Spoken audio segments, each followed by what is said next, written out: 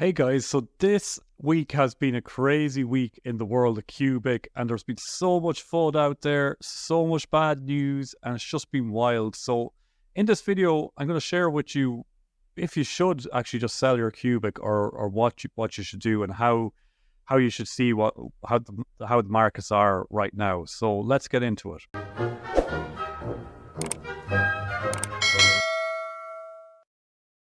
Yeah, guys. So the FUD around Qubic has been insane, and in the space of a week, we saw Qubic falling to the depths of hell.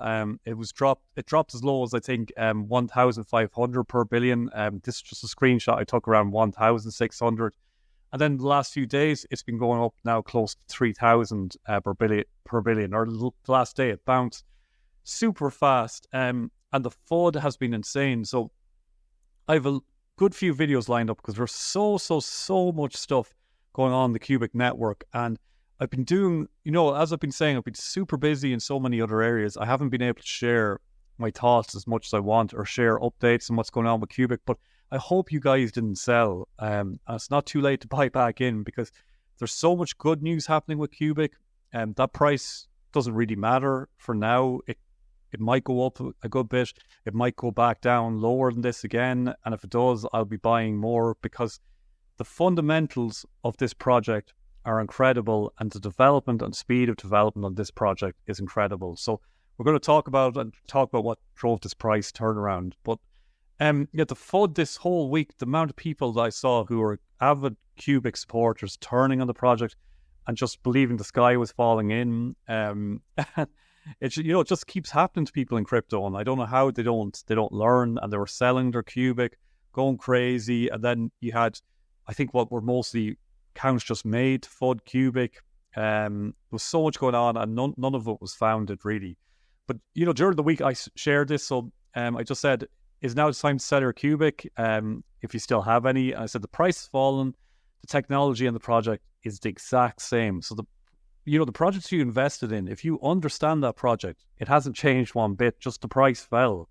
If the price keeps falling like this, I'm thinking it could be an incredible buying opportunity. I was getting kind of excited at seeing the price falling, because I was thinking, geez, there might be a chance for me to put $2,000 into this and get myself 10 billion Qubic. I felt like it was an incredible opportunity. It was beginning to come. So this is a revolutionary crypto technology, and short-term price action does not change this. Nothing has changed, just the sentiment around the project has changed. Actually, in terms of project development, the project has never been as positive or bullish. There's so much positive stuff going on with this project. Just the sentiment around the price being bad was enough for people to suddenly think, oh, the project must be shit. And, then people are panicking. The sky is falling. And the reason I named that is, if you've ever read Rich Dad Poor Dad, it's a classic line in it where he talks about the sky is falling and Chicken Little, and this is what happens in all people who make a lot of money through investing. When other people are panicking, they're buying, and when other people are getting elated, they're selling. And during this period, I was looking at people panicking, and I was like, this project, it's a great time to be buying. Now that doesn't mean it could go lower than that again, but I'm talking about long term with Qubic. But it just takes one piece of good news for the market cap to shoot into the billions, and some small pieces of good news have led to that recovery. So it just shows that this happens. Then I said, either way, I'm happy for now. If the price goes up and recovers close to the all-time high, that's great. But if the price falls, I'll be delighted too. In fact, I'll be more excited. I'll be seeing it as an opportunity to build up a life-changing amount of Qubic. Of course, as I always say, this is a risky business and nothing is guaranteed with any crypto. But I don't care about the short-term price action. I only care about the long-term potential of the technology. The price should follow suit. This is a time for balls of steel, but when there is blood in the streets, buy when there is blood in the streets, sell when there is elation. And, I want to get that line in here as well, just where I say here, I always like to say nothing is guaranteed in crypto. It's a crazy, risky business, and things can go wrong that you don't foresee. So you got to have that mindset as well, that you're risking what you can afford to risk. But other than it being that we're in crypto, I think Qubic is going to do incredibly well. But it's just that's the big risk factor. We're in crypto, and nothing is ever guaranteed. So then I just said here, Qubic recovers in price, and I feel as emotionless as I did when it dipped in price. Actually, part of me was a bit excited to see the price crumble so low so I could buy a lot more. Qubic price dips 100%, no emotion. The technology has not changed. The project is still great. Qubic price pumps 100%, no emotion. The technology has not changed. The project is still great. I feel the same when it pumps and dumps. Look, I won't lie. Sometimes when you watch the price of a project fall, and definitely for a second, I get that trigger of I'm like, oh no, the price is falling. What if everything goes to shit? And that can happen. But then I just reassert myself and I look at the project's reaction to what happened, and I'm going to explain that later. I look at the development of the project. I send my Qubic from one wallet to the other wallet, and it's free, and it only takes like 5 seconds. And I know that time's going to come down, and I see the decentralized apps building on it, and I see all these things happening, and I realize that I'm in a good place as far as my risk to return goes. I'll admit, sometimes I do feel that bit of emotion, and sometimes in the pump I do feel that bit of emotion. I just don't let myself buy into it, and I see people getting carried away and selling because there's just small dips, and it's all manipulation. You're supposed to feel that way so that the people who are experienced and clever at this can buy what you're selling for cheap. You lose and they win, and that's the plan all the time. Then I went on to say, I'll only start getting super excited around a 5 billion market cap. And just to be clear, I'm not saying that I guarantee Qubic will hit 5 billion. Crypto's funny, who knows? I'm saying that Qubic is so powerful that it should easily hit that mark and way higher, but only time will tell. Nothing is guaranteed. And again, I want to just make that note the whole time. I think Qubic should hit way higher than the 5 billion market cap. I think that really should happen.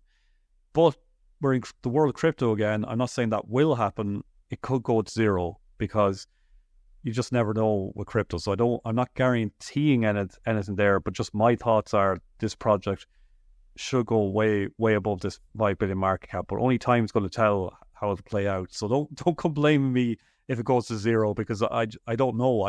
My guess is as good as yours. I just know the technology is amazing.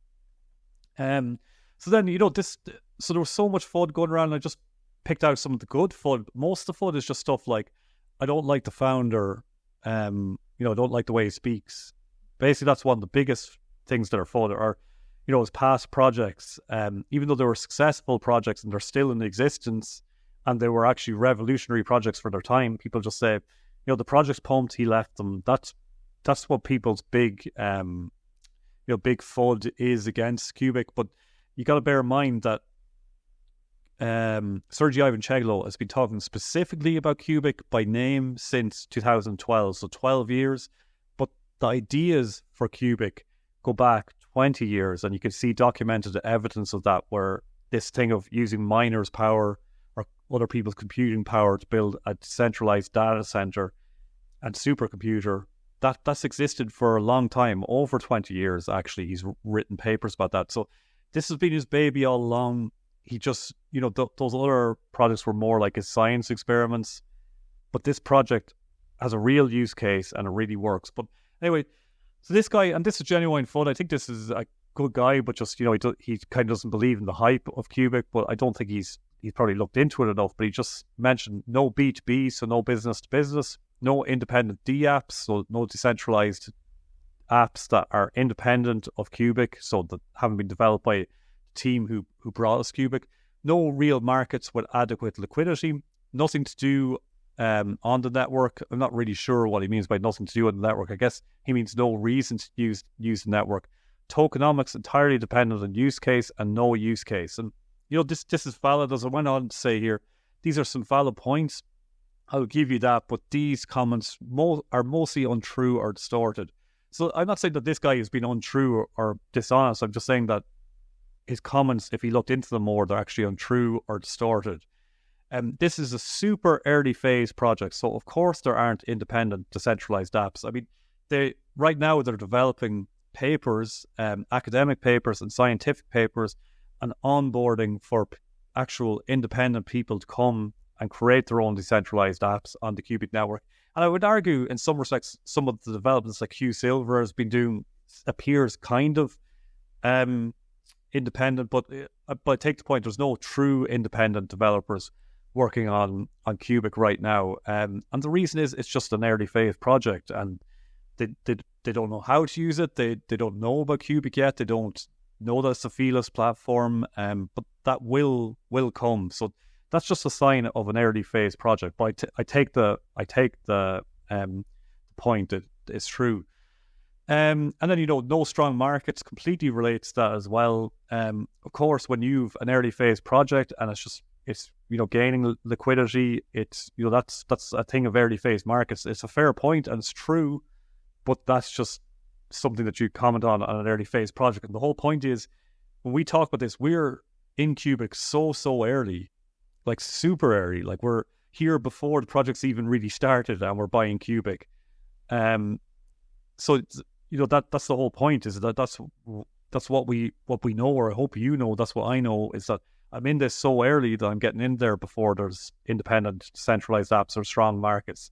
And that comes in time, and it's clearly outlined in the roadmap. And I'm going to share the roadmap at the end of this video, but they're working towards these independent D apps. They've got and they're working towards improving the markets and tier 1 listings and listings on lots of other exchanges. So there's a whole plan in place, and it's been laid out already. So that plan's on the way.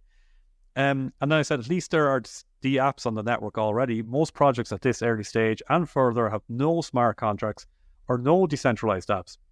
So Qubic is already at a point that, for example, and I always mention CAS, and people get pissed off at me, but the reason is I love CAS, and it's like the bookmark or the benchmark for new projects right now, because it's like the best new project. But if you look at CAS, they're smart contract ready, but it's not really working yet. Casplex is no further on than Qubic. Qubic is further on than Casplex right now. Again, not having to go at CAS, they'll get there. It's a great project as well.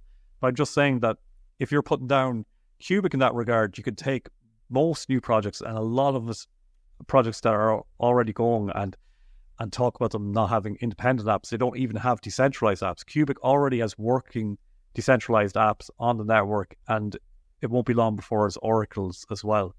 And then I said that I disagree with tokenomics based entirely on use case. The current inflation is lower than Bitcoin during its first 4 years and lower than many projects. Even without burns, the tokenomics aren't terrible. I'm not saying that they're great, but they aren't terrible. A lot of people think the tokenomics are terrible, but they just haven't explored them enough to understand the tokenomics in detail. They're actually pretty good without burns. Not great, but pretty good. And then, as I'm going to mention in another video, QEarn actually is going to probably make this deflationary even very soon. So, the tokenomics aren't going to issue. And then I said, and the no use case comment is completely inaccurate. This is a layer 1 with 0 fees, decentralized, super scalable with 40 million smart contract transfers per second. That's only in testing. That can go a lot higher, I'm pretty sure. I think 100 million is possible and probably higher. It's secure with governance and smart contracts. And, I'm going to explain more about the importance of this with governance. It's a big deal. I'll explain it in future videos. It's a big deal with Qubic, and something not unique with it, but something unique in light of everything else that goes on with Qubic. I mean, this is one of the most decentralized projects out there, one of the most secure from a 51% attack. I don't know how secure it is in general, but I know that they're working on that with penetration testers and a hackathon. So they're really going to try and prove how secure Qubic is and find vulnerabilities in it. It's got governance, it's got smart contracts and decentralized apps, it's got oracles, and it's got the use of proof of work. So Qubic already solves the trilemma. It is already the cheapest crypto platform. I mean, maybe there's other ones with 0 fees, but you can't be cheaper than 0 fees. So unless we're going to find some platforms that pay you to use smart contracts on them, it's cheap, and it's already the fastest crypto platform. As far as I know, I don't want to say that definitely. As far as I know, it's the fastest crypto platform out there already, with a decentralized governance, and it already has smart contracts. If that isn't a use case, then what is? There's none. And that doesn't even include the useful proof of work model and AI training, which in fairness, although there is a use case for this, it isn't developed enough yet. But there's a huge use case coming down the line. Even if the whole agar thing doesn't work out, just the fact that they've got all that power from miners and they're able to reverse that power and use it to solve real world problems is a huge use case. Just render the project called Render. Look into that project. That project is a great project, but that project, all it is that it uses mining power to solve real world problems. Qubic does all this other stuff, solves the trilemma. It's free. It's already the fastest crypto platform as far as I know. It's already super decentralized with decentralized governance and has smart contracts and a whole ecosystem could be built on it. On top of that, it does what Render does. Or it's capable of doing what Render does, I guess is a better way of putting it. And Render has a 4 billion market cap already. So just think how high Qubic can go. So Qubic has finally been listed on MEXC. So when you talk about this project dealing with FUD, you remember FUD ages ago used to be that there wasn't a seamless transition from epoch to epoch, and people were giving out shit about that, and that was driving them crazy.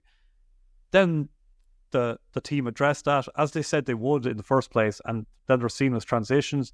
Then people said there's no decentralized apps. They launched QX, they launched Quotary, and then people were saying there was no exchange listings. Now the exchange listings are coming thick and fast, and the next aim is tier 1 exchange listings. But MEXC is a huge one. It's going to add more volume to Qubic, going to add more daily transactions, and it's a really big deal. Another big issue that people had was that Qubic wasn't listed correctly on CoinMarketCap. Finally, Qubic have gone in and sorted that out and worked with the CoinMarketCap team and delivered as they said they would. And they're at the same time keeping everyone informed that they're doing this. Really been really strong with the community, with their communication with the community, and that's a really big deal. So it's listed on CoinMarketCap correctly. That correct listing on CoinMarketCap is also setting it up for tier 1 listings. Once the scientific papers are ready, and once some of those academic papers are ready, Qubic is in perfect position then to be listed on tier 1 exchanges. And by the way, this is the reason for the pumps: is the MEXC listing and the CoinMarketCap listing. Of course, this probably going to lead to a dump in price soon. Just don't worry about the short-term price action. Most likely there's going to be dumps in prices coming soon, but I'm not concerned about the short-term dumps. This is all positive stuff long-term, and I was saying the exact same thing about Gate when it listed on Gate as well. The dump was probably coming. Don't worry about it. Just think of it in long-term. This is important for the project. And then, on the front of all the FUD that happened, so Zeph and Space had so much FUD, their price went down so much, and it took them a long time to release any communications. Space was useless, completely inactive in addressing the concerns of the community about the price action. Zeph was great eventually, but they took too long and their price crashed. But Qubic was, releasing just that they understand the current situation, acknowledge the difficulties that people are encountering, and to see the challenges as opportunities to double down their strategies and strengthen their resolve. And this all had to do with the roadmap and how they're, how Qubic is lining out.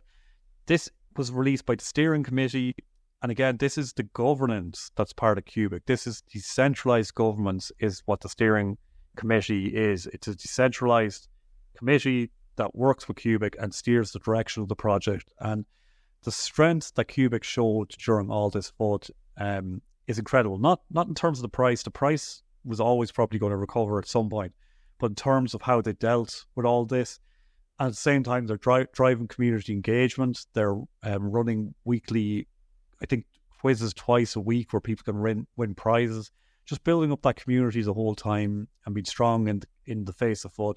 All the FUD is stopped now. People are quiet about Qubic, when the price is going up, but most likely the price will go back down again soon, and all the FUD will be back and people will be panicking again. It's funny, but at some point, I think, I can't guarantee this, but at some point, I think we're going to see that price go up really high, and it'll go through dips, peaks and troughs after that. But I mean, it's never going to be down where it is now. It's an incredible time to be buying Qubic, in my opinion. I'm not some genius. I could be wrong about that. So really interesting then things just to hear come from beyond. And he was saying that he did an experiment with somebody's bot on Gate.io, and it showed that it implemented shorting logic. After it started buying back, he reduced its trading volume per second with just a 10k ask order. What does this mean? It explains recent Qubic price decline. And then, well, I went into explaining this, what all this means on X. And it took me a while to break down and decode what Come From Beyond was saying, and I had to use ChatGPT because I'm not super technical like this. But basically, when he's talking about the price decline, it's on Gate. There was bots manipulating the price of Qubic down, is what he came to. And funny enough, the Qubic price recovered just after he released this statement. But those bots, I don't know how much of effect they had. This guy's way smarter than I am, but I think they probably had moderate effect, and I think they could have plenty of effect again in the future. But what's great is that you've got a guy like this who's big-brained enough to go and find out what's causing manipulating price down, because the price was definitely being manipulated down while other projects were running. He's big-brained enough to figure out what's going on, and he's big enough brain to figure out how to prevent that happening in the future. And he talks about this. He said that it gives an interesting use case for a guy trained with Agard. Instead of that climbing hills game, which was a game that I might show you soon, we may try creating intelligence to do short squeezes against such spots, still thinking which task to prioritize. So basically, he's thinking that there's a way that they could actually go and counter trade these bots, and it'll be a great use case for Agard, and it'd be a great proof of use case for, or proof of concept for Agard. But yeah, just trust me, guys. That price was being manipulated down, and while some of you guys were selling, there was some whales buying up a lot of Qubic, and probably buying it up, getting ready for a pump. At some point, they'll probably pump it like crazy. That they might bring it down again, but at some point they'll pump it like crazy. Loads of people will be jumping in then, and then they'll start selling it again. It's the way it works. Nothing pumps indefinitely in crypto. It goes in phases. We had the first phase that was Qubic getting up to 1 billion. Next phase will probably be up to 3, 4, 5 billion, something like that. Then it'll dump again. Then it'll go on the next phase up to 20, 30 billion. Again, nothing's guaranteed, but I'm just throwing out ideas of the way this stuff happens and what I think could happen. Then another interesting thing that he shared is said, do you know how Qubic Quorum can speed up the development by changing the 1 trillion basically max supply, or 1 quadrillion max supply of Qubic to 200.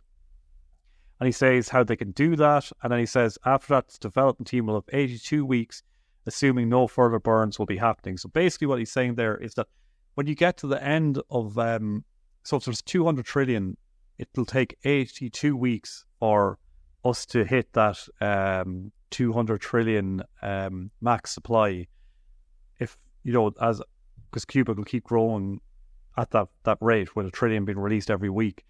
And if the Quorum decides to do that, then at that point, once we hit that 200 trillion, miners wouldn't get paid anymore because there'd be no weekly emissions once we hit that high emission stop.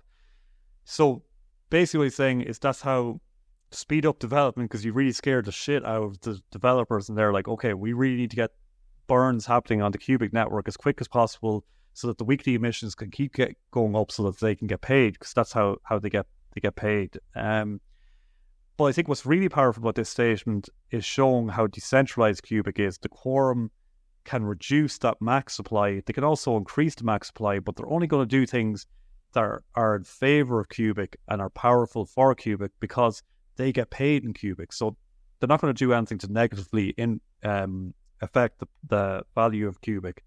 So that's cool to see. And if I can make a prediction right now, I think if Qubic is successful, someday you're going to see the weekly emissions going above 1 trillion. So they could be 2 trillion, 10 trillion per week, because the burns are going to be so high in the Qubic network that the only way to make it survive is for the quorum to vote to increase the weekly emissions. People want to see the weekly emissions reduce.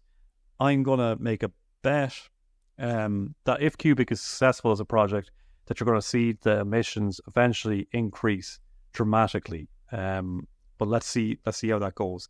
And then I just put a note in here to play you the roadmap space. So this is just a conversation with the Qubic team and Braver Crypto, one's the top crypto influencers on X right now, and they're just discussing the roadmap for Qubic, and it's really exciting. You see how they're going to address everything that you might be concerned about. And if you don't understand any of this stuff, look into it, and you're going to be just like invincible to FUD. FUD isn't going to hurt you at all. So I'll play that space now, and I'll see you all on the outside. Hello, good morning, and good evening, everyone.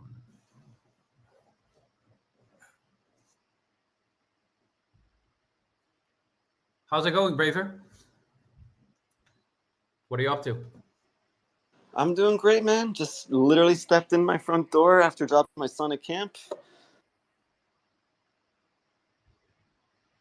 Nice.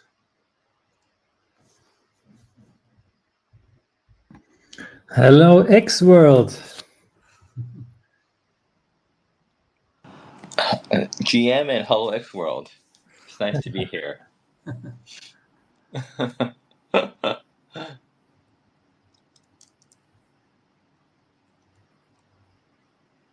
All right, I think we can kick it off. What do you think, Kip? Sounds good. Cool. All right.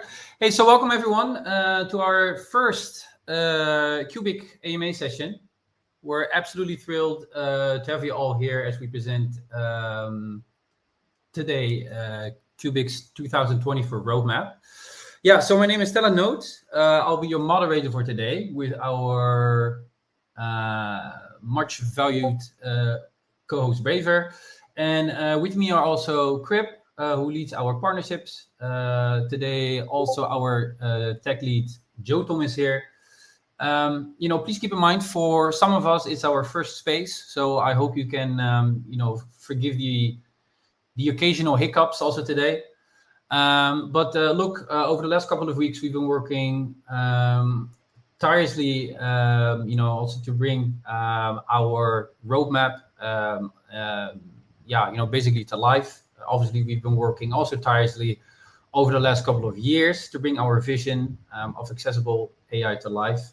And what we want to do today is to basically walk you through our roadmap for the remainder of 2024, sharing some very exciting updates, but also some stories about Qubic.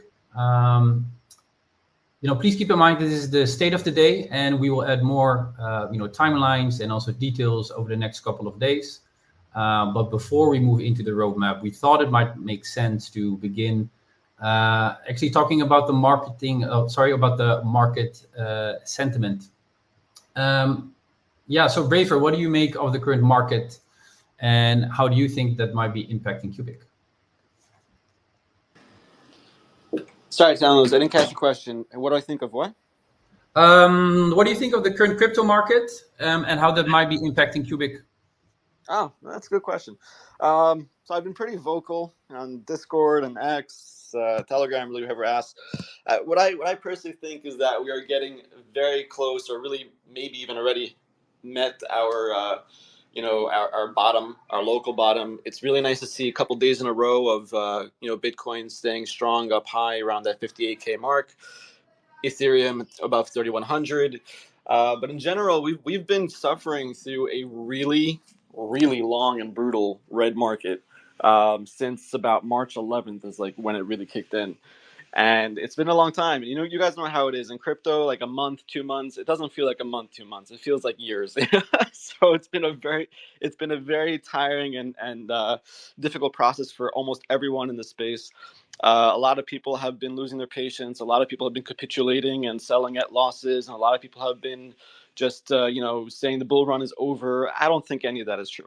I think that the bull run is not even close to over. I think that we are getting very close to finally a long-awaited and much-deserved green market. Is it going to be an altcoin season, like a full-blown one? I don't think so yet, not in the summer, but I do think we will see a green market that will give everyone a nice reprieve. We might even see some assets like Qubic, for example, maybe even coming closer, even surpassing all-time high, which is right now by 13.3K per billion or so. And as far as the price for Qubic goes, it's not just Qubic. It's, as far as going down, it's not just Qubic. It's everything. Every like high conviction, high quality, strong fundamental play, except for a very, very, very small few, have been going through this constant mini cycle, like repeating cycle throughout this whole market cycle of essentially shooting up to new all-time highs, then having somewhere around a 60 to 80% correction or so, right? And some even a little bit higher than that. But then what happens again? They recover and they go up again. Qubic has done this a few times already. We're just going through it again. And I personally believe that the 2K to 2.2K per billion range, which is right where we are basically right now, is the local bottom range. And I think that will be reversing pretty soon. That's why I keep buying as well myself. And honestly, I'm not worried at all. I'm sitting very comfy. Qubic for me is, in my almost 9 years of crypto, almost 7 years of full-time crypto. Qubic to me is arguably one of the top high conviction investments I've ever made. And I'm not, worried at all. So I think if we're just a bit more patient and holding on strong, if people have powder available, cash available to DCA, that's a very smart move. People who bought in early don't need to DCA. People who bought in higher, DCAing is your friend here.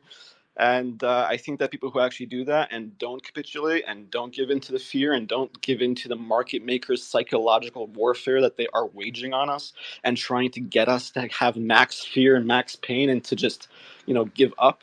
I think the people who don't give up are the ones that are going to be richly rewarded in the very, short, midterm, long term of the rest of this bull market.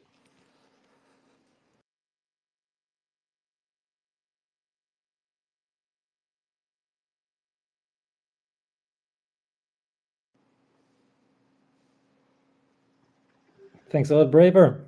No, that's a good one. What do you think like about us as a team, or like what Qubic should do during these times? So the best thing to do for any crypto project when we're going through a red market, and especially when we're going through a big correction from all-time high, the best thing to do is for the team to be present, to be active, and to even grow.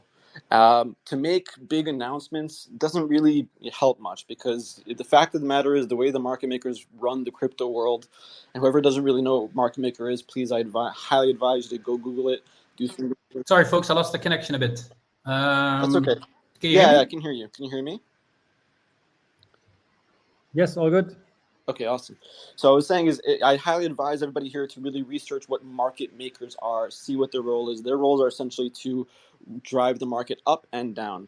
That is what they do. And their goal is to, take as much money away from everyone as possible. And so during these red markets where the market makers are literally making it impossible for most things, if not all things, to actually run, there's no point in really putting out tons of bullish announcements or paying money for marketing, or let's say, Qubic doesn't do that really, but paying for new exchange listings over and over again and stuff like that, because it doesn't really move the needle. It doesn't really do anything. It helps prepare for when the green market comes, but you can put out the most bullish statement in the world during a red market and it'll have little to no lasting impact at all, sometimes even zero impact. You can put the same exact announcement during a green market and you see a ridiculously huge impact. It's just the way it works. So the best thing to do during these tough times is to be present, to be supportive of the community, especially the community members who are not as early investors like myself, for example, and who bought higher and now are negative. And as such, of course, most people, when they're negative in their investments, they get very emotional. It's hurtful for them. It causes them a lot of anxiety. So the best thing to do is be supportive, to stay positive, to be active, and to keep building while we're in the red. So that way, when the green market comes, everybody can flourish and everybody can rise together and, being, in harmony in that way. So that's like the key thing, just staying positive, staying supportive, being active.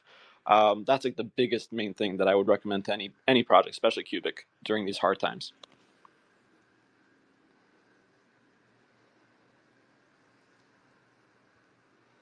Perfect. Thanks a lot. I mean, you mentioned keep building. I think that's exactly what we're trying to do. also supporting our community. As you mentioned, it's not easy. Also, I myself have gone through cycles, won a lot, lost a lot. I think that's how life goes. And yeah, and when it comes to keep building, people that have been part of Qubic for a longer time, like when we talk about tirelessly, it is really tirelessly. Like everyone in community has been running their miners, their computers every day, every night, taking it to holidays, whatever, their laptops to manage their computers. And this actually laid the groundwork for our vision, kind of, that like making AI accessible to everyone.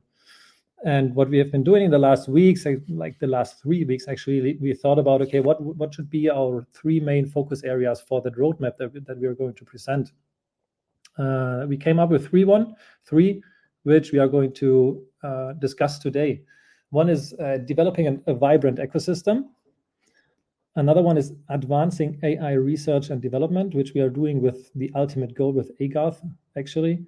And finally, which is also very much discussed, is ensuring our financial health for the ecosystem and a long-term success. Joe, maybe you want to go for the first one? Thank you, Quib. Yeah, let's focus on developing a vibrant ecosystem. This is basically our goal, because we want Qubic to be the go-to AI blockchain ecosystem for developers and partners. So the main goal is that we attract people to work with and on Qubic. In the last 2 years, we built, I would say, the foundation. It was growing organically.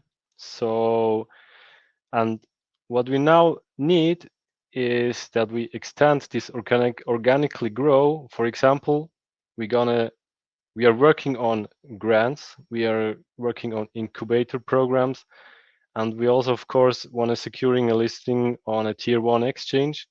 And all this we do to expand and boost the Qubic ecosystem. So the main focus is clearly on growing Qubic, boosting this organically grow. Yeah, thanks a lot. I think that's a very important one. Those listings, we put them also in the ecosystem because it helps to drive adoption. It helps to drive usage.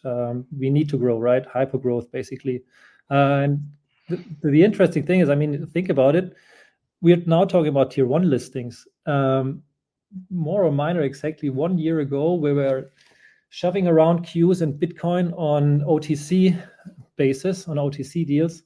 And in July roundabout, actually the first exchange came, like the guy who was running SafeTrade, and that's actually amazing. Like the way we've gone and the listings we did in the past. Obviously, as Braver pointed out, it's bear market, so you cannot expect that much, but we are basically prepared, I would say so. It's actually pretty cool, and these are important milestones for us. I agree. You know, actually, like you said, you've been preparing. That's actually been the thing that has kept me the most bullish about the Qubic project throughout this brutal red market stretch, is that you guys have been constantly arranging partnerships and doing conferences and making meetings with like execs from Microsoft and Apple and Google. And really just laying the groundwork, building the foundations further so that when the market tide turns, Qubic will, God willing, reap the success, and everybody will benefit from that, which has been very good. Thanks for that input. I love it. I need to catch up your example, Quib, because this 1 year ago when SafeTrade started to integrate us, yeah, I guess they came to Qubic and thought, Qubic is a major project, major project which can be integrated easily. And at the end, it turned out that it was really hard, because Qubic does its way not the same as others known blockchains do. And so they need to do a lot of their own. So the integration was custom, and everything built was very unique. But thanks to their effort, we were able to later develop our so-called integration layer. So we built an integration layer for Qubic, which today provides the public RPC API interface, which most exchanges can connect to. And so this opened the door for the next listenings, and it also holds open the door for the next ones. Yeah, this was for me basically really a milestone, and I hope that a lot of such milestones will follow, because yeah, this is what makes us grow in the future.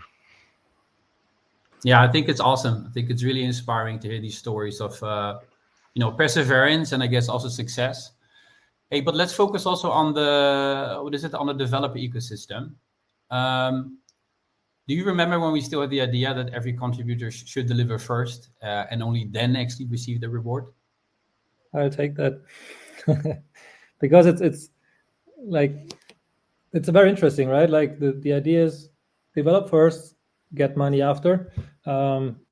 Very controversial, but at the end, it also led to success. We got our first wallets, network dashboards, and whatnot, and we also were able to attract a lot of talent. Like we had a lot of developers, and still have a lot of developers that joined Qubic and were working on amazing projects. I mean, it was, I would say, chaotic, but also fun, because like the energy was very high, and we're moving ahead. We're even growing. How would, like, Joe, do you want to expand on that, like how we are planning to grow? Yeah, please. Because we were chaotic, yes, we were, and but at the end, this chaotic was somehow merged together in something which at the end turned out to be consistent and a working system. One of the problems of a chaotic organically grow is that sometimes you lack documentation. So for example, today it's very hard to jump into Qubic because we grow a lot, and especially the technical documentation is not that well as we would wish. So what we're gonna work on is that we're gonna write proper documentation. But who's gonna write this? So should the developer who's coding invest his time into writing documentation?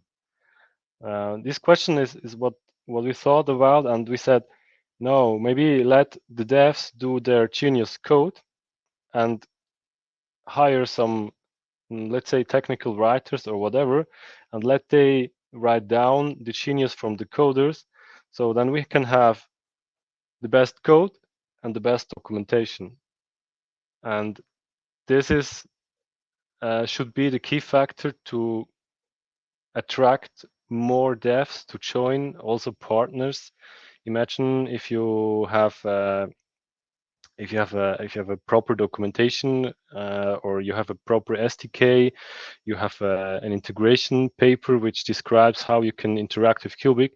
This will most probably attract more people to join the community, which leads into growing the ecosystem. Yeah. So yeah, I mean, sorry to interrupt there, but like problem. It's actually not only for partners, right? I think it's also super important for everything that we're planning as well, like with hackathons or other events with development teams, like to onboard them, right? It's not only onboard the users in a nice way through exchanges, but also like onboard the developers in the right way, so they can really build effortlessly, as you said, like providing all the SDK stuff and everything else.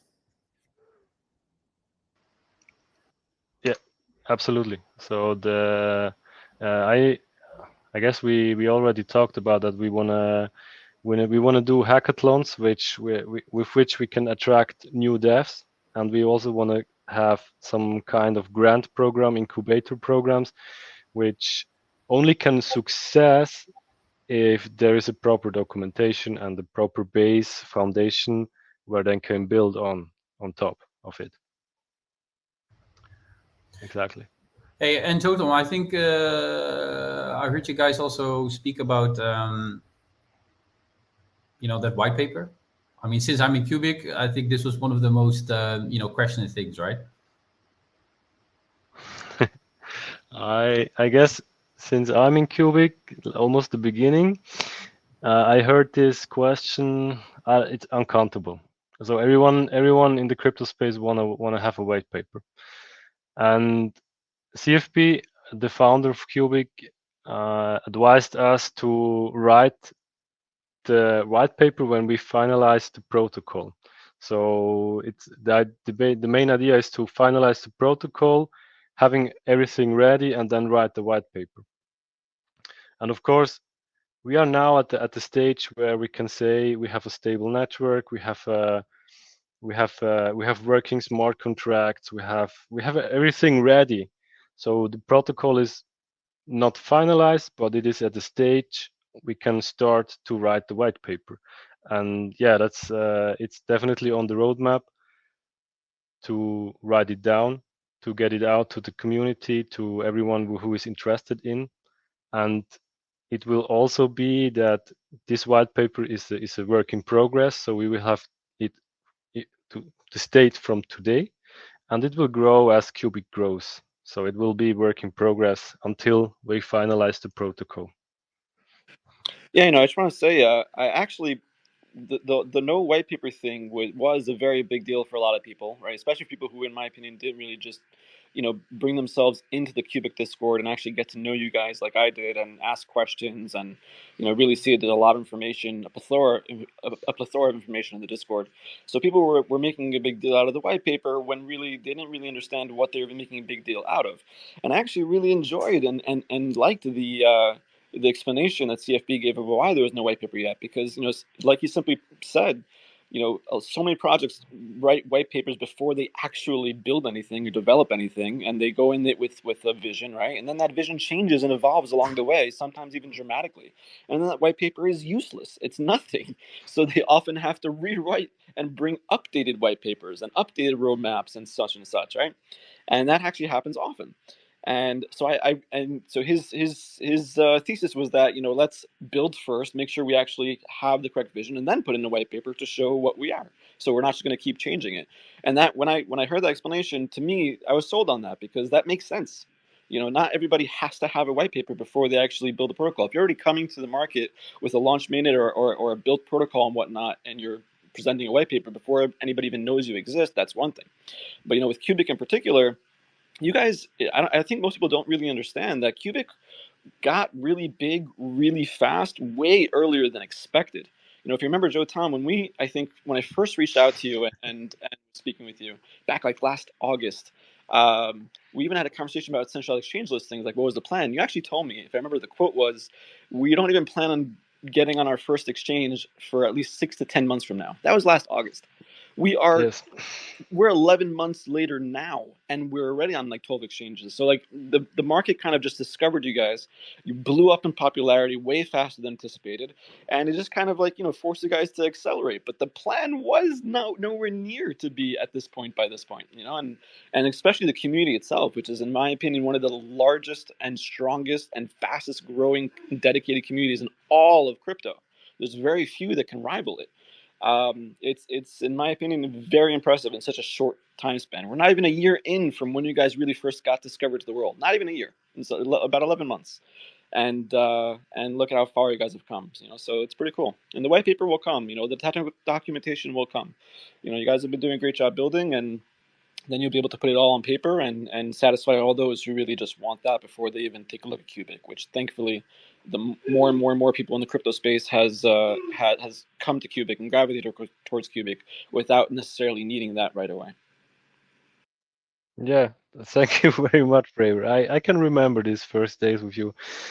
And yeah, I mean, the main goal of everything, documentation and this white paper is to enable the accessibility of Qubic. So what you said in the end, that more can join and this is more accessible for everyone.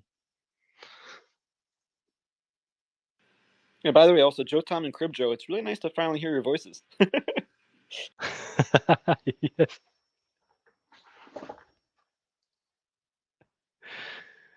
Okay.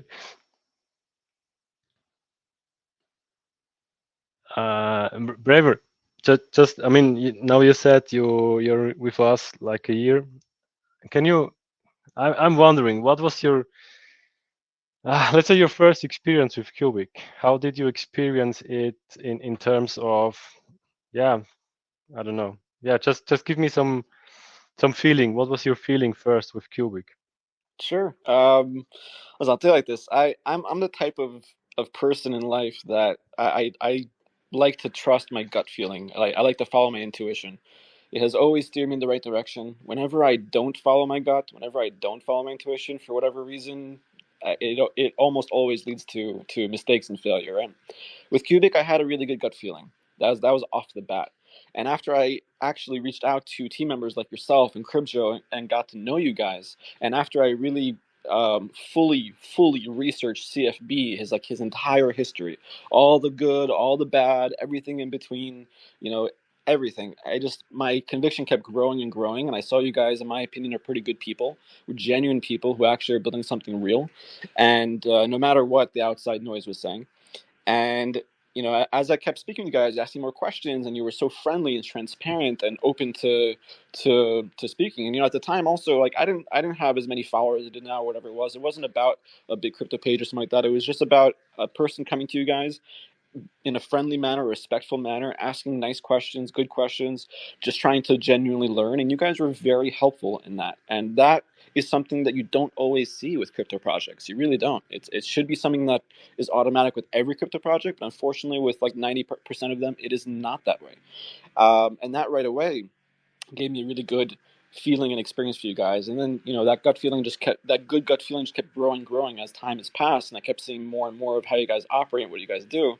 And I started to develop this sense from my analysis and from my observations that you guys are good, genuine, honest people. And for me, I do my best to be as honest as possible, as good as possible, to help others, to try and be good into the world, and help others succeed. And when I see other people that have that similar mindset, I gravitate towards that, and I know that is a good path to success, right?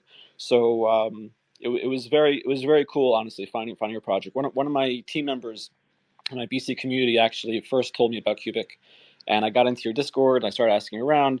I had a little bit of a bad experience first with someone who I don't think is even involved with Qubic anymore. He was just like some guy who pretended to be part of the team, but he was just a community member, and it gave me a bad taste. And then I actually got to know you guys, and you guys took that bad taste and immediately turned it around to something very positive. It's only grown from there. And I'm very happy that I stuck it out. I'm still with you guys, and as a holder and a member of the community, and seeing the growth, seeing in both development, in community, in terms of also the team themselves growing between the core developers, the core team members, and also all the community members that have joined to help the team. Because remember, it's a fair launch, decentralized, community-driven project, which is my favorite type of category in crypto in the world. It's been a real pleasure. It really has been. I'm praying for you guys to absolutely succeed and to come through with all of the amazing aspirations you guys are trying to do. And you know what the thing is, one of the most important things for any crypto project, crypto projects can say all day what they want to achieve, what they want to aspire to. They can have a billion white papers if they really want to, but at the end of the day, if they don't have a proper team that can back it up and really get you there, what's the point? Just all talk, right? So, and with you guys were building on mainnet, like not even a test net. Your mainnet was the test net, and you guys were building on mainnet for a couple of years in the quiet. Like to know about Qubic, to hear about Qubic, you had to be like part of like this little tiny secret society. Essentially, nobody really knew. It was absolutely quiet. It was in secret, essentially, almost in secret even.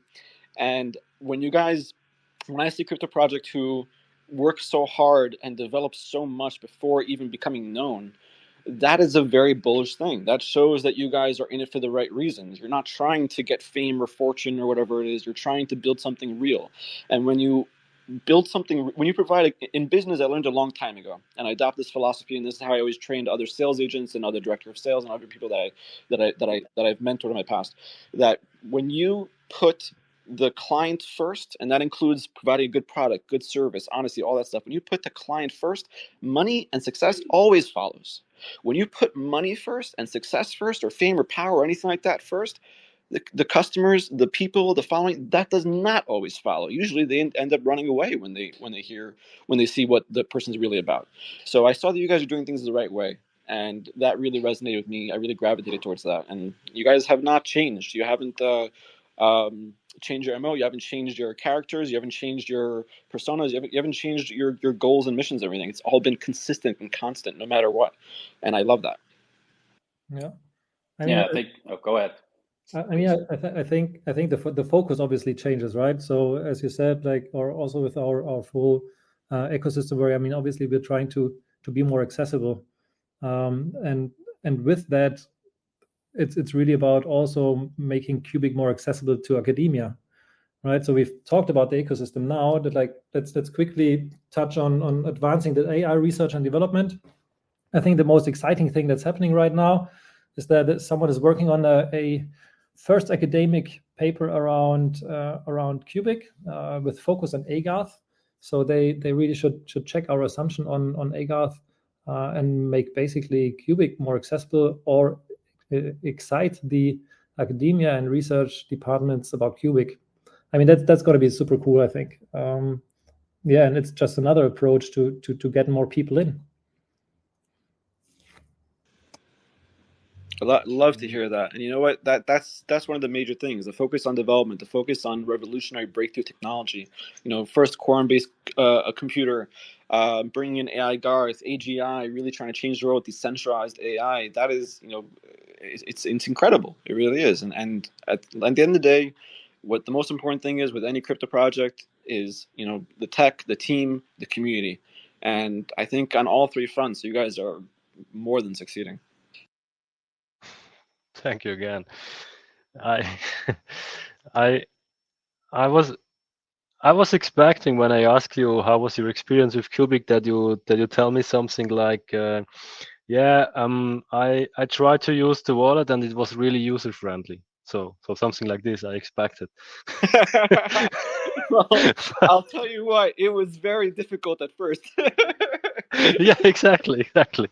So now, oh my gosh, you just brought back such memories. Wow, what a difference from then to now. It's so easy to use the Qubic wallet, and you have so many different wallets: the Android wallet, the iOS wallet. Well, the Android wallet is coming out soon.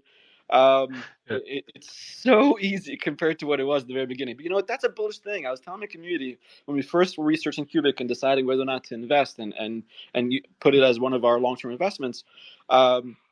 Some people were complaining about the wallet and that it wasn't working properly or sending, and I also had a lot of problem like sending coins and stuff. And I told them, listen, this is not a bad thing. This is a good thing. If everything was absolutely perfect already, I'd be suspicious. When you get to an early stage, high quality project with big potential that has a bad wallet, that's actually a freaking bullish thing. And we're right. Okay. Oh, thanks, guy. Oh my God. Yeah. Well, I have a good news for you. We already improved the user, let's say the user experience a lot, I think. And what we are also focusing on the next, let's say 1-2 quarter, is to bringing down, or let's say to making the Qubic network with a stable tick time. So the goal I personally have is that, for example, if you send a Qubic transaction, you have a confirmation at latest 10 seconds later. So you send out Qubic in your wallet, and 10 seconds later you have latest the confirmation that everything is gone or not, whatever. Because this makes Qubic potentially that, if you buy with your credit card, so you're used to wait a few seconds, and I want to see the same for Qubic. So I'm really looking forward to see when the first time a Qubic payment is done in a convenience store, in a restaurant, or something like this. I'm really looking forward for this. Me too, man. Great thing. Yeah. And of course, I have a lot of discussions also with CFP, and I asked him to name things that make Qubic unique or different in the market. And again, a quote from him. He said, a lot of cool features like true finality, most performant technical foundation, etc. So yeah, the true finality makes us this possible, that we can do these transactions so fast and even have the confirmation after a few seconds, without any need to wait for other systems to confirm it. And exactly this is what we're gonna do. So we want to use these cool features to achieve our goals. And by the way, one anecdote I would like to give away. If he says that we have the most performant technical foundation, this is, for example, based on the fact that the Qubic nodes, the so-called computers, the validators which validate the network, they are running on bare metal.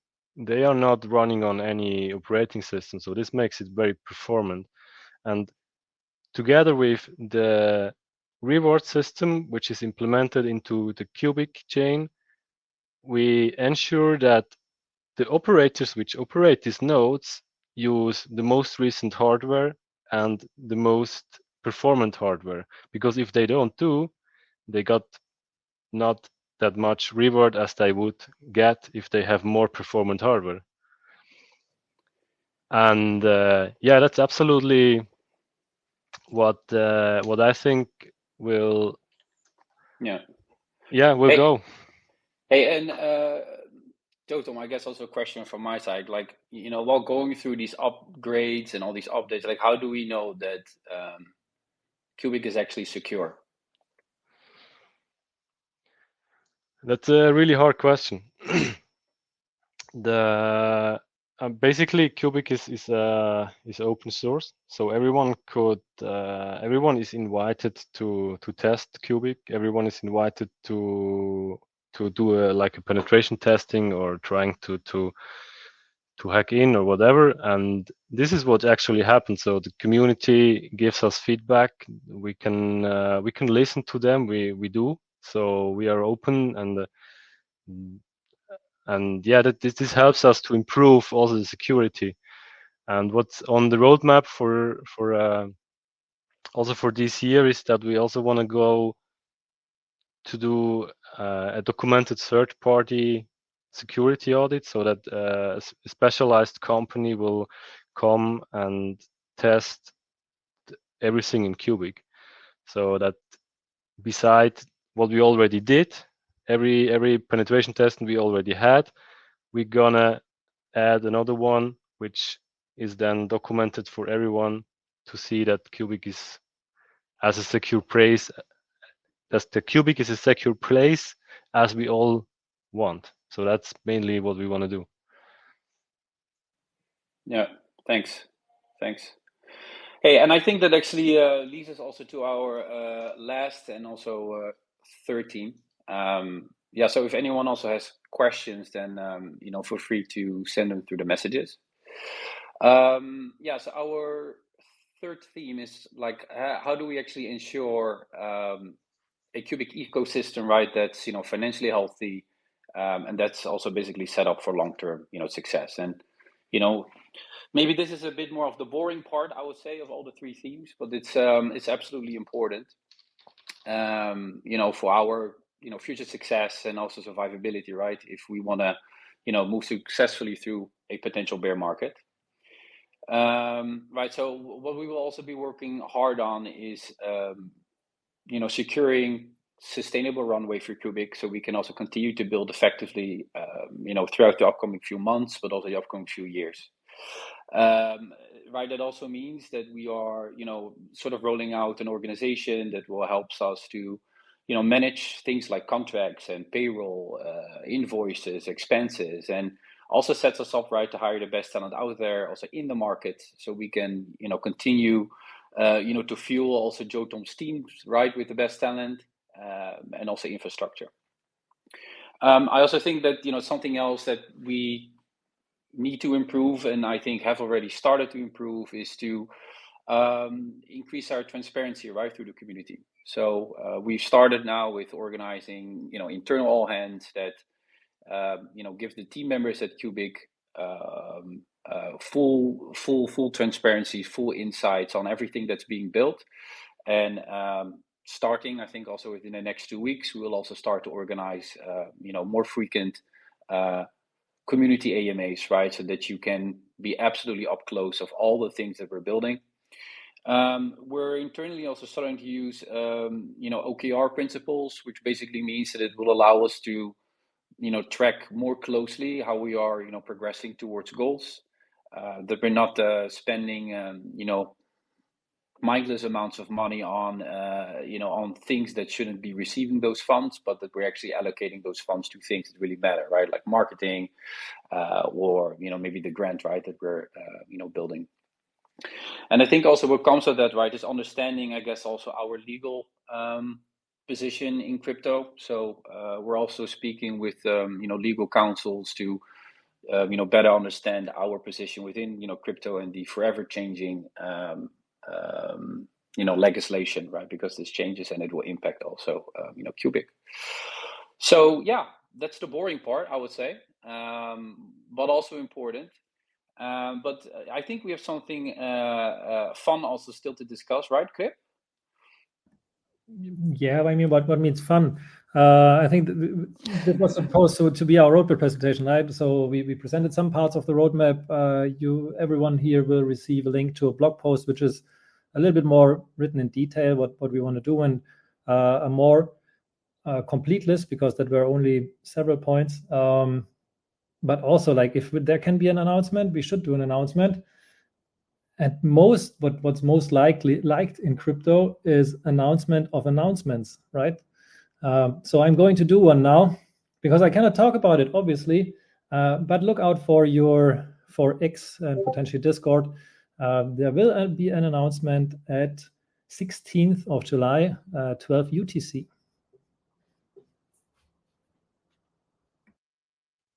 That's great. Looking forward to it. Yeah, that's exciting. Yeah, absolutely. I'm just going to move by so slow as we wait for that date. Yeah. Actually, I got a last minute addition from the ecosystem, which is actually super cool.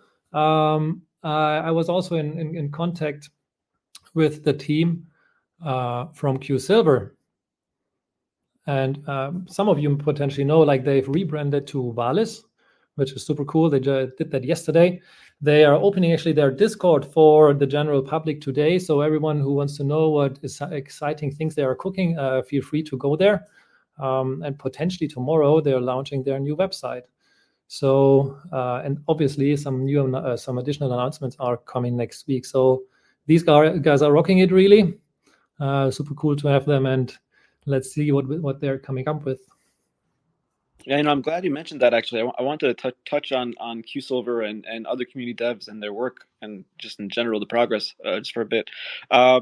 So like we were saying with Joe Time, you guys, we were relatively unknown 11 months ago, not even 11 months ago. Basically, nobody knew you guys. I was like a couple hundred people in the Discord even. You could say Qubic to anybody, and they would be like, "What is Qubic?" Now you say Qubic to anybody in the crypto world, and they're like, "Yeah, Qubic is that project with great potential." Right? It depends who you ask and what bias they have. But the point is, though, at the beginning, we had like that wallet that was very difficult to use. You guys worked really well to fix that, and to not only fix that wallet issue, but also to release multiple versions of wallets out there to really support every need. And over the time, since August, when you guys became more known to the crypto world, let's fast forward to now. In less than a year, you guys have a remarkably strong community. You have a very rapidly growing developer team, both from core devs and community devs, coming aboard to build on the project, like Q Silver, for example, he's been doing amazing work. Getting the QX DEX to operate, Coterie being a fully operational product, all the wallets, all the exchange listings, and everything that's, of course, still coming, and all the research and preparations being done for AI Garth as well, which is huge, to really work towards bringing a legitimate decentralized AI service essentially to the world, because it really is going to service the world. And you know what? I saw just the last couple of days there was an announcement from Microsoft and what was the other company? Was it Apple or Google? That they decided not to take board seats on OpenAI, Why? Because they're actually afraid that if their big tech companies get on those boards, it will look like they're essentially having too much of a monopoly on AI. And that is dangerous. And that's something that world regulators will not tolerate. It will harm their companies. So they decided to step away, not take those board seats. And why is that? Because centralized AI is not really what the world wants or needs. The world wants and needs decentralized AI. And that's exactly what Qubic is striving for, which is incredible, which is obviously one of the most bullish things of the whole project. Besides for the like long list of amazing bullish features as well, like true finality and the 40 million transfers per second, smart contract transfers per second, and feeless for the users, and being run on bare metal with no operating system to enhance performance to the maximum potential, being the first quorum-based computer with the 676 computer validators, and truly ensuring a decentralized platform infrastructure. I mean, it's all really incredible and revolutionary. Just want to point that out, that especially like guys like QSilver, who have been working tirelessly to bring more value and more services and products to the Qubic platform, and all those that have joined him. And I can only see that, let's say fast forward a year from now, this is how far we've gone in not even 11 months. Imagine how far you guys are going to go in a year from now, as the rest of the bull market progresses and more people enter the crypto market, more people learn about Qubic, especially not just community members and holders and investors, but also other developers that will join, and it will continue to globalize Qubic as a decentralized global operation, community-driven operation, and it's a very exciting thing. All these reasons and more are reasons why I personally am so bullish, and I think everybody really should be. Anybody who I've met, to be honest with you, that has not been bullish on Qubic have been people who really have not actually taken the time to research Qubic, or to get to know you guys, or even spend time in the Discord, or anything like that, or they see one hang-up that stops them in their tracks when really it's such a small minor detail, and there's so many different things like that. So I think you guys have a really bright future ahead, God willing. Just keep doing the good things that you're doing, and it'll all come together. Thank you so much, Waver. Yeah, we would slowly like to move to the end, but still make some time, obviously, for questions also from the community. If you have any questions, please DM them. Alan, there's one more thing. I actually do have 5 questions prepared that the community put together and sent. So when it's time, let me know, and I'll read them off. We'll go through them. Yeah, no, start off. Yeah, perfect. You want me to start with it now? Yeah, go ahead. Okay. All right, cool. So let's go with the question number 1. Okay, so there was recently a discussion amongst the Discord Qubic community, and also other communities outside of Discord that are investors in Qubic, that people were wondering, who's the face of Qubic, right? Obviously Qubic, everyone has to remember, it's a fair launched, fully decentralized, community-driven project. So there's not necessarily one single face, right? Most people think the face is CFP because he's the founder, and of course, he gets all the credit for that.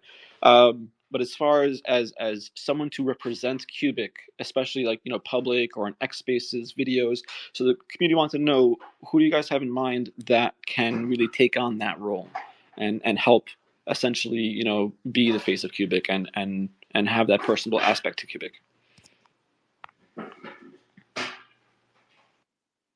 Yeah, that's a great question, and happy to take it. But I'm also pretty sure that Joe, Tom, and also Clip will have their their opinions. Mm-hmm. Look, Qubic has we have a steering commission, right? Which is called Stecco. And the goal basically of Stecco is to coordinate the internal teams to success, right? And that will basically help us to build out Qubic. We are with 5. Basically, each of our 5s are sort of covering the different elements that you would usually see in a crypto project or in a normal business, right? So from tech to marketing to ops to partnerships, etc., etc. And I would probably say, I think as of this point, we are sort of the faces. Look, there are many things that we need to improve, right? And I think that's also what I said in the beginning, that I think we need to get better in reporting. I think we need to get better in also creating channels with the community that would allow us to act right to certain matters faster, right? For example, when there is a heavy sentiment in the market, right? How do we respond as a community to that? That's I think how I would look at it. Do you have anything to add, Joe Tom Critero? Yeah, that's it's very interesting. This is basically how a community project works. So different people working together, different people have different opinions. So when I interpret the question from Braver, it's like, who gonna present Qubic? So we have let's say a team of ecosystem representatives in Qubic. So they are basically the Qubic face to represent Qubic in the world. They are holding AMAs. They are going to events. They're going to whatever you want.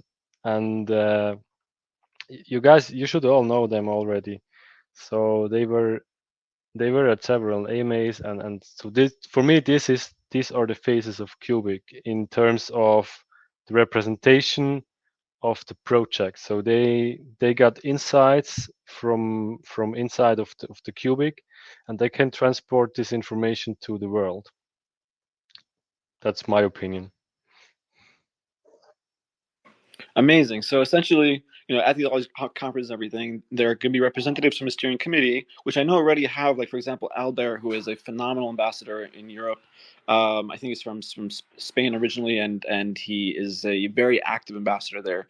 I know Eric, who's listening there, he's a very active ambassador for the Asian community as well, which is a great start. And remember, again, I want to remind everybody what I've said a few times already, that Qubic has essentially really been under this public growth period for just under 11 months, like just under 11 months, not even a year.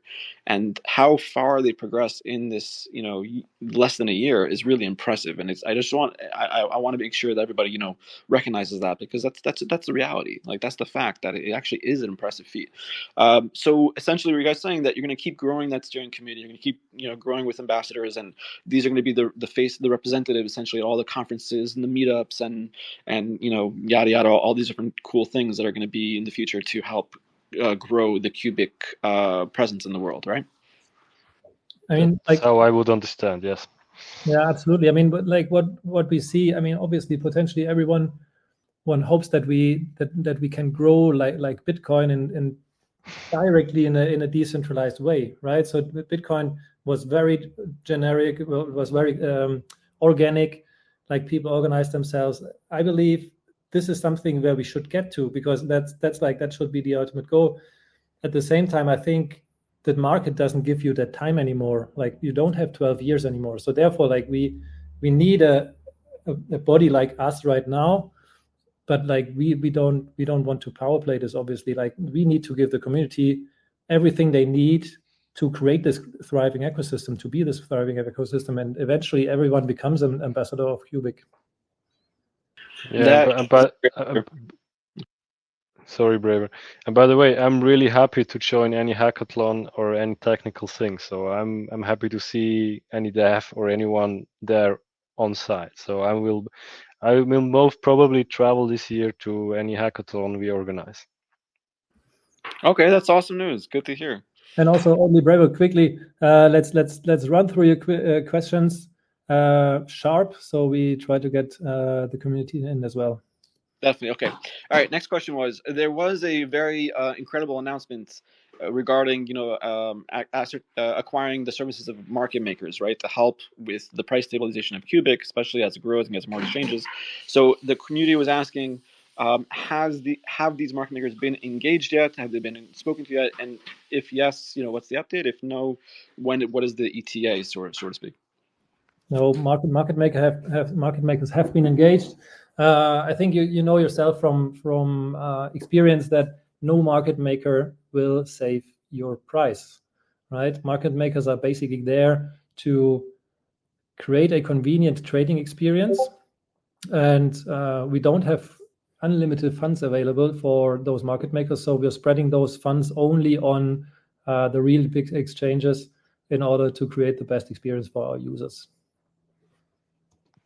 All right, that's excellent. Okay, good to know. And I agree with you, by the way. Market makers, the market makers that projects acquire their services from, they're not going to, save or ruin a project. They're there just to help, a little bit, which is important for sure. But I like that answer. I appreciate it. All right, Next question was, the community is buzzing and very excited about QEarn. Okay, they would like to know if the steering committee of Steco can prioritize it, and if so, what kind of a timeline are we looking at for that? I try to answer this. QEarn is basically a community project, so it's something that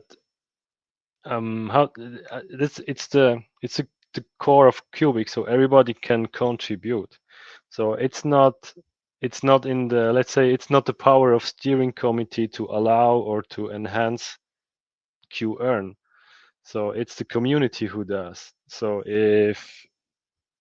that's what I can say. And to be honest, there must be, in my opinion, there must be some things be explained more in detail. It's not everything clear, so it must be described better, and then it is something that could happen rapidly if the community and the computers, the so-called quorum, accept it. Understood. Great. Okay, so it's basically in progress, and people are just seeing, how viable it is, and then to put it through to make a decision whether to actually implement or not. So it's in progress. Good to know. Yep. All right. Next thing is, there was a question about the interaction with Google and Microsoft, the execs. I think that Albert had, if I'm not mistaken, it was Albert that had spoken with them, or maybe Eric was there too. The community wanted to know if you guys can elaborate on that. What happened with that? What significance is there? I can just add a little thing. I mean, I guess I can say this, that we are in talks with a partnership with Google. So the goal is that I give you just some examples. I can't talk too much. For example, that Google has a specific product which will support Qubic. So things like this, and that we can cooperate together in certain ways. That is our goal, and this is what is aligned with the roadmap, because we think that sustainable partnerships with which long term is what we want to achieve. And I don't know, maybe is Albert here and could also say something. I'm not sure if he's here. He was here before. I tried to find him and to invite him to speak. I looked. Yeah, sure. I think he would actually be the best to even answer, since that was his main focus on that. He was the one most focused on that. But he's not here right now, so what we could do, we can always come back to that question and get more details from him on like another Qubic and chill or something. I know there's one scheduled for next week on Wednesday with Chad. So we'll see what happens between now and then. The last thing was, there was a question that says, and I don't really know much about this. I'm just going to read it exactly how it says. It says, can you tell us more about the profile of the people handed contracts to help with AI and the Scientific Advisory Board? Can you repeat the first part? I think I didn't get it audio Sure. technically. Let me read it to make it a bit more easy to understand. So they just want to know essentially more about. First of all, there's this AI and Scientific Advisory Board, correct? Yeah. Okay, so they want to know more about that and the people that are involved with, I guess, the contracts to help with that. I don't understand what you mean with contracts. I can start with the first one. The goal is, as we already said, is that we are gonna go to have the scientific academic paper, which is mainly, let's say they try to describe on a scientific paper what Qubic is doing. So they wanna showcase why is Qubic doing research. So that's mainly what I do. Why is Qubic doing AI research? And this is should be described on a scientific paper. That is the goal of that. And the advisory board was mainly the idea that if we have this scientific research, then of course others want to join it and have can participate on what is Qubic mainly researching into the way to HEI, for example.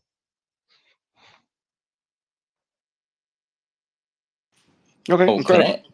can I add on to that for a second? Because Of course, Eric, please. Alberto has trouble connecting to Twitter for the last like 30 minutes, so he's frustrated too. But about the academic paper, I think because the rate that AGARF is evolving, it is very interesting and very intriguing that scientists all over the world are trying to understand how AGI is evolving, and Qubic is a perfect example how that is, like, how it's evolving, how it's like actually the code is evolving, writing code itself. And I think it's something to be discussed throughout the academic like area too.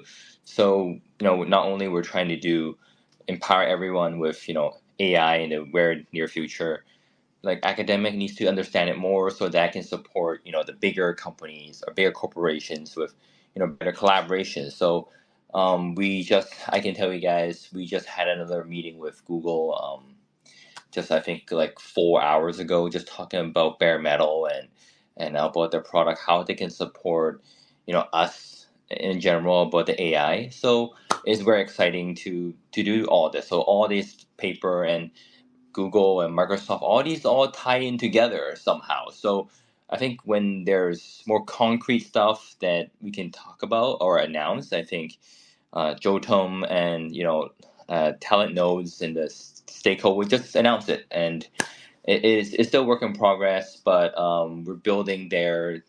We're establishing more than it's just more than discussions right now. That's all I can say. Perfect. Thanks a lot, Eric. Raver, speed up the last two. That's it for the questions. Eric, thank you for chiming in and providing that insight. We all appreciate it. But yeah, I'm done with the questions that I had prepared, and I think if you guys are ready, we should take questions from the community. Perfect. Yeah, we're as a first time, I think that wasn't that bad. Like, we're running a little bit out of time, but still should give the community time for some questions. Anybody who has a question, please raise your hands like this.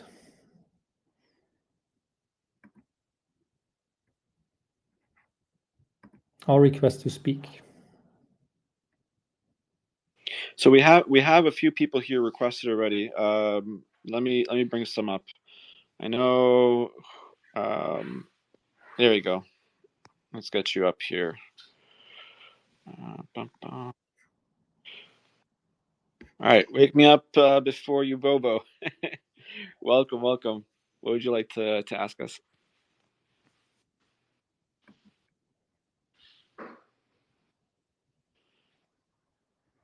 Yeah, I think those requests were done early. Like, if anyone has a question and wants to join the stage, use the heart icon down there to raise your hand, and so we bring you to stage. So what I did, I just approved the people who are waiting with their requests, and that way they can, because it takes a little bit of time for it to even get connected. I know we're short on time, so they can get up here and ask. Hello, can you hear me? Yes. Yes. First, good morning, good afternoon, and evening for everyone around the world. I built Ben Qubic, and I have worked a lot on the documentation. I have heard Jotum talk about the documentation. Regarding one issue I faced when I write the documentation is that it requires fact checking, because I'm not part of the developers. I don't know what's happening behind the scenes. What I have written is what is shown on all social platforms like Medium, Twitter, and Discord. So I was thinking, how can I further progress these documentations and make them viable for the project?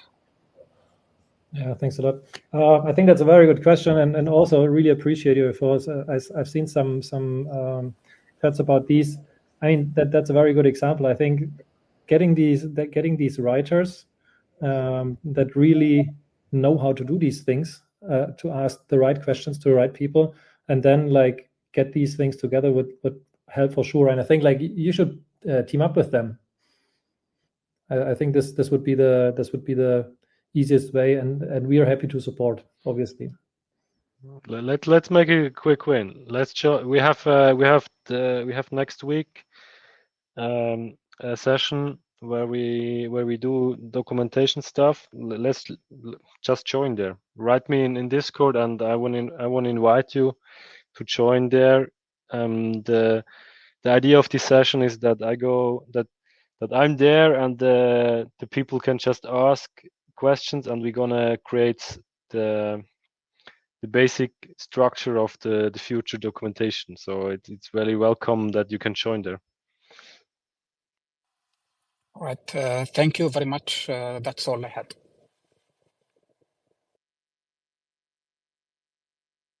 Perfect. Another one? Hi, Tom's right here. Can you hear me? Yes, very well. We hear you loud and clear. Yeah, so I noticed on the mini roadmap. Hello. Hello. Yeah. Yeah. In Hey fact, guys, I was wondering whether you have any project to improve your integrate. marketing, please. Hold on, guys. So Sorry, can't. We can hear you, but please mute yourself while Tom starts speaking, and then you can have your turn after. Okay. It's okay. Thanks. Yeah. So on the mini roadmap, it said that there was going to be a planned hackathon in fall, and it was going to be I think Asia and Europe potentially at the same time. There wasn't any mention of the US on there. Is that going to be included as well for the hackathon? Altogether.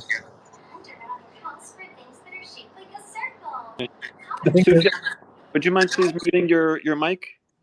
We hear a lot of background noise. Yeah. Thank you. Thanks a lot for the question. This is currently in the making. Our colleagues from the ecosystem are looking into where we'd find the right audience and where we would have most impact with those activities, and therefore, obviously, US could be on the list as well.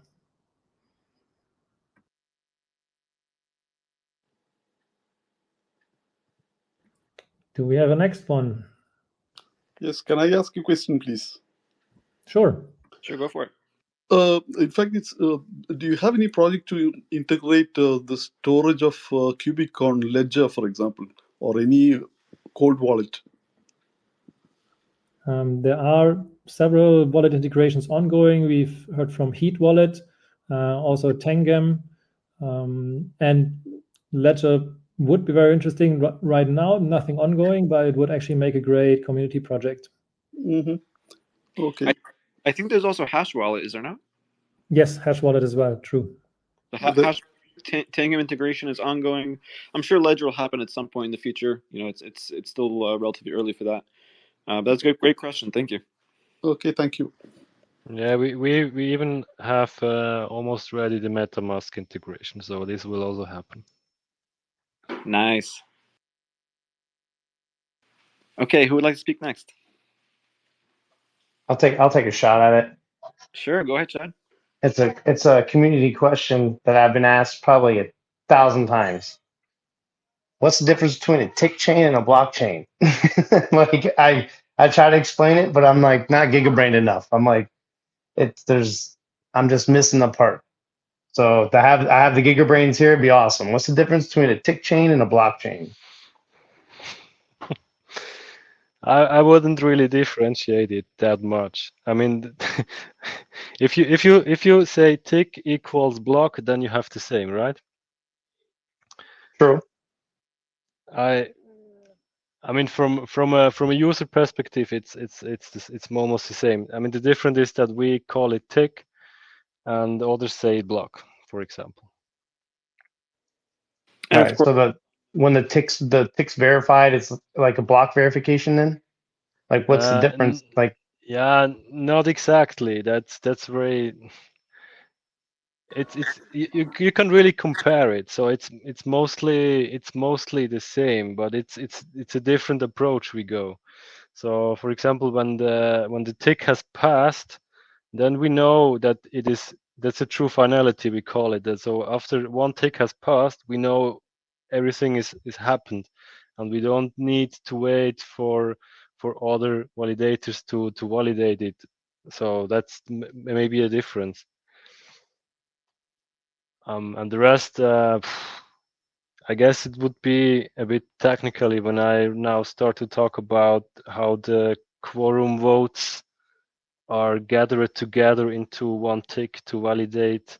And yeah, and to be honest, only spoken, it's heavy cost. That's what I thought. Like it's because I just basically I put it together like quorum myself. I was like, well, it's because it's quorum based, and basically kind of reassuring what I was thinking. So I'll just keep pushing it out there. Tick chain, not a blockchain.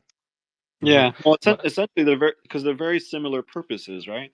Obviously, the Qubic is a stronger performance, but the main difference, of course, is that we're talking about a quorum-based computer platform as opposed to a typical layer one blockchain platform, which is it's a huge difference. But yeah, it's a great question. Yeah, but it is cool. Let's take it to the documentation session and compare the both things. Maybe we see that it's almost equal. Only this little detail is different, and that could make sense to have it documented well. Perfect. Thanks a lot, guys. Any more requests? Otherwise, I would close this for today.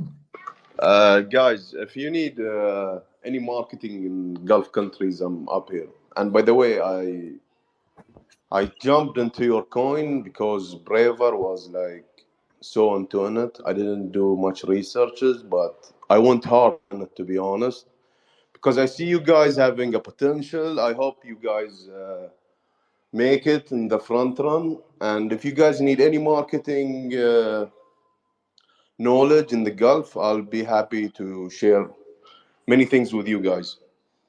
And these oil-rich countries have so many billions under their wallets, so you guys should make it to the Gulf countries as soon as possible. Thank you, Sufyan. The Qubic project, I'm sure, appreciates that a lot. And yeah, you know what? I'll even touch base with you, just kind of trying to gauge a bit more about what that could lead to. We really appreciate it, though. Thank you. And also, Anyway, thank you. Also, I'd say to you and for everyone, if you did join Qubic just because I bought and I have high conviction, that's awesome. But definitely do more research yourself so you can build your own conviction, so you can know what you hold. That's very, very important. Right? Before we wrap this up, I know that Lord Lupez, you're waiting to speak. You still want to ask something?